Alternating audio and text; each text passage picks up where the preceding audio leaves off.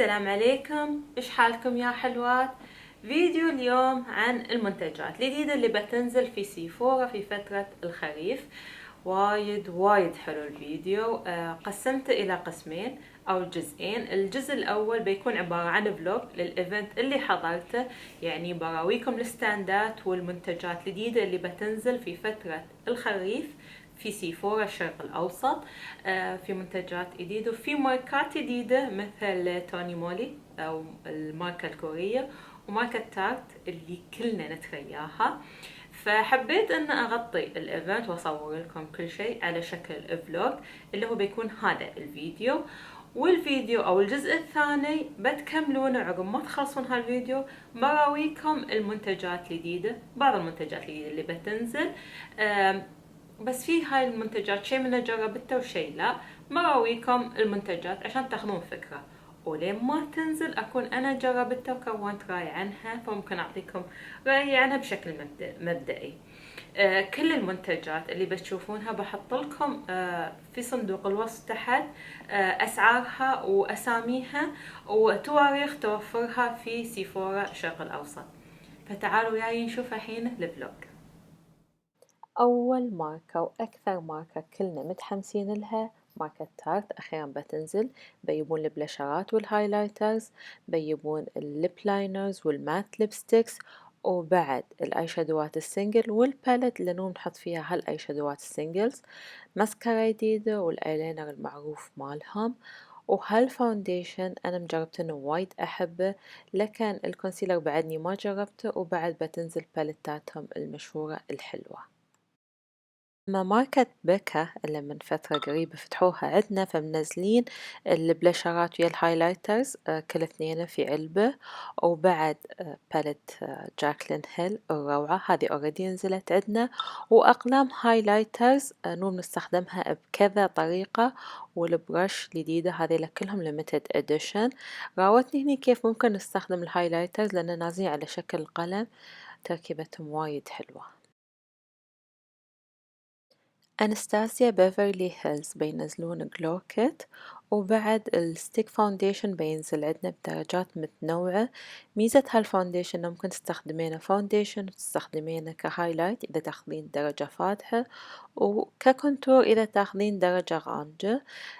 تركيبته حلوة وايد، تركيبة هالفاونديشن ناعمة، بسهولة يتوزع. هني كانت تجرب حق فطامي الفاونديشن، تشوفون بالفرشاة يتوزع بسهولة، وممكن تشيلين وياك في الشنطة إذا حابة تسوين ريتاتش للفاونديشن. أما تو فيست فنزلوا درجات جديدة من بورن ذس واي الفاونديشن، وبعد نزل الكونسيلر اوريدي عندنا، ايلاينرات جديدة بألوان بعد متنوعة، وهذه مسكرة للحواجب وباليت ظريفة. ومن الأشياء الحلوة المات ليبستكس نزلوهم بعد هذه عندنا. أربن ديكي أخيرا بينزلون فرش وايد حجمها حلو وما فيها وزن خفيفة. منزلين باليت جليتر اوريدي نزلت، وأول نايتر الفاونديشن الفول كفرج، ونزلوا بعد كوركترز من الكونسيلر، وبعد نزلوا ايلاينرات ملونة اللي كانت موجودة على الستاند جدا كانت ظريفة.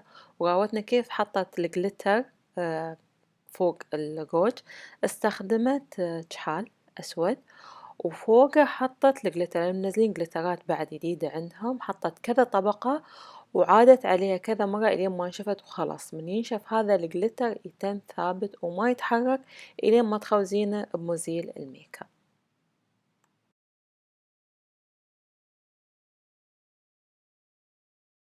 ستاند مارك جيكوبس كان روعة، الترتيب، توزيع الألوان، الديكوريشن يجنن، كل شي كان حلو. وكنت أقولهم أتمنى إن ماي فانيتي يكون شي شكلها بهالترتيب وبهالألوان.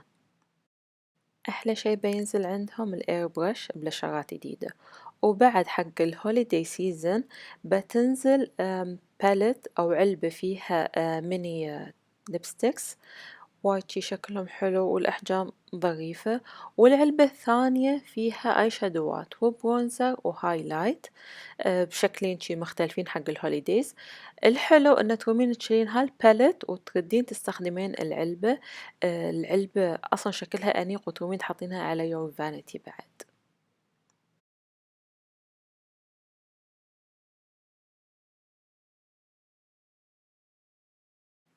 ماركة توني مولي الكورية اوريدي خلاص نزلت في سيفورا. عندهم السكرابس مال الشفايف وعندهم الليب بالمز وعندهم كريمات الإيد والجل اللي تحت العيون اللي على شكل باندا. الباكجينج مالهم وايد حلو وظريف ومنتجاتهم بعد حلوة. ماركة جلام جلو كل ماسكاتها متوفرت عندنا خلاص في سيفورا. الماسك الأبيض هذا ينقي البشرة خصوصا البشرة اللي فيها حبوب. الأسود يعطي نضارة للبشرة. البنفسجي يشد البشرة. الأزرق حق البشرة الجافة جدا ينعشها. والأحمر أظن هذا يوحد لون البشرة. أما الأخضر فهذا ديتوكسينج ينقي وينظف البشرة. استخدمت بعض ماسكات ما استخدمتها كلها. شي منها ناسبني وشي لا ما حبيت وايد نتيجته. وبعد الغسول بعض أنواع الغسول اللي نزلوها موجودة عندنا اوريدي في سيفورا. حبينا نجرب واحد من الماسكات اللي هو البنفسجي الفيرمينج. هذا تحطينه عقب 15 دقيقة ينشف تماما وحتى يستوي لونه على السيلفر. وعقب هني تشوفون شلته فطامي. فعلا تحسين انه يشد المنطقة اللي يكون عليها هذا الماسك. من الأشياء الجديدة اللي نزلت في جلام جلو سكراب الشفايف اللي هو تركيبته الأساسية الشكر. بتشوفون شكل الحين بتراوينا إياه. أول شي تسوين السكراب للشفايف وعقب ترومين تستخدمين العلبة الثانية اللي هي عبارة عن مرطب بسرعة تمتص الشفايف ويرطبها على طول. ومنزلين تو ليب جلوسز. واحد تحطينه قبل الروج خصوصا الأرواج المات ما يعطي وايد شايني. أما الثاني فتحطينه فوق أي روج يعطيك لمعة واضحة وحلوة. هني كانت تجرب لنا الجلوس اللي فيه لمعة هاللي تقومين تحطينه فوق أي روج وايد حلو يزيد من ثبات الروج ويخلي فيه هاي اللمعة الجميلة. عند ستاند كليراسونيك الفرشاة اللي ما أستغني عنها.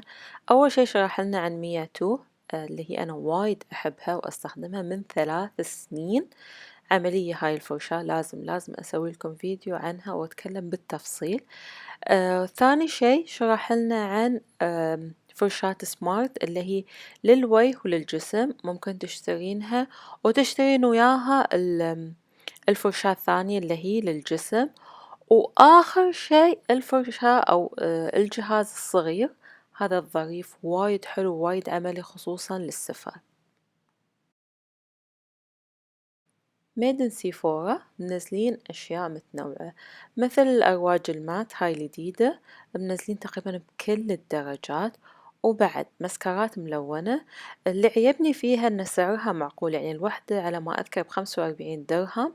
وتشوفون هاي المسكرة الفيروزية هاي أكثر وحدة جذبتني لأن صح ينزلون مسكرات ملونة بس بهاي الدرجة نادر ما أشوفها يعني. فحبيت إنهم منوعين في المسكرات. وبعد منزلين للحواجب جل ايلاينر للحواجب غريبة تركيبته. هذا ووتر بروف حتى لو غسلتي وجهك أو يا ماي على وجهك هذا يتم ثابت. منزلين منه 3 درجات وعلى ما قالت اللي تشتغل في سيفورا وايد سهل في الرسم وثباته ممتاز.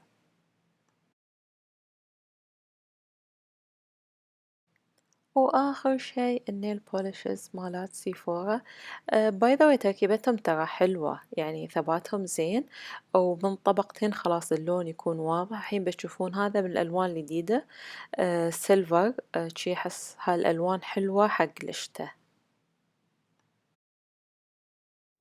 ومثل ما شفتوا يا حلوات هذا كان الفلوج عن الماركات والمنتجات الجديدة اللي بتنزل في سيفورا الشرق الأوسط خلال فترة الخريف. إن شاء الله تكونون استمتعتوا بهذا الفلوج ولا تنسون تكملون الفيديو في الجزء الثاني اللي بيكون عقب هالفيديو. مع السلامة.